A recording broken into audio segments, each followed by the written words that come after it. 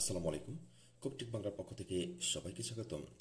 শিক্ষার্থীবৃন্দ, তোমরা যারা 2024 সালে এইচএসসি ভোকেশনাল অথবা এইচএসসি বিএমটি অথবা ডিপ্লোমা ইন কমার্স 2024 সালের একাদশ দ্বাদশ শ্রেণীতে তোমরা বোর্ড ফাইনাল পরীক্ষা দিবা। আগামী যে 30শে জুন পরীক্ষা অনুষ্ঠিত হতে যাচ্ছে।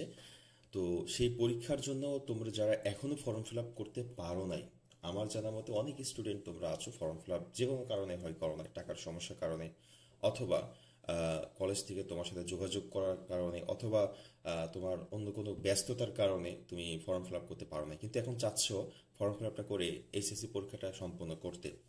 হ্যাঁ শিক্ষার্থীবৃন্দ, তুমি পারবা এইচএসসি ফর্ম ফিল আপ করতে। এখন আবার সময় বাড়ানো হয়েছে মাত্র 2 দিন। সেটা হচ্ছে 19/6/2024 আর 20/6/2024, 19 থেকে 20 সাল 20 তারিখ।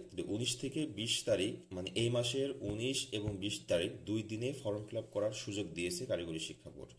সেই ক্ষেত্রে তোমার উচিত কি? তোমার উচিত কলেজে যে যোগাযোগ করা। অনেক আছে টিচাররা তোমরা পরীক্ষা দিবা না বলে তোমাদের সাথে আর কন্ট্যাক্ট করে নাই বা করতে চাচ্ছে না, করে নাই, করবে না।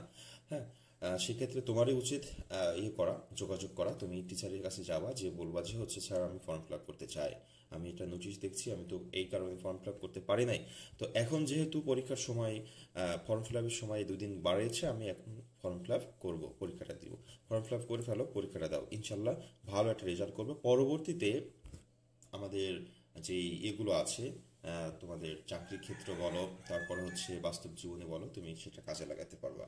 শিক্ষার্থীবৃন্দ, তাহলে তোমার ফর্ম ফিল আপের সময় বৃদ্ধি হয়েছে কারিগরি শিক্ষা বোর্ডের অধীনে। তোমরা যারা 2024 সালে এইচএসসি পরীক্ষা অংশগ্রহণ করছো একাদশ এবং দ্বাদশ শ্রেণীতে, সেটা 19 এবং 20 তারিখ 2 দিনে ফর্ম ফিল আপ করা যাবে। ওকে, এর আগেই তোমরা কলেজের সাথে যোগাযোগ করবা, তাহলে ভালো হবে ইনশাল্লাহ। সবাই ভালো থাকবে, সুস্থ থাকবে।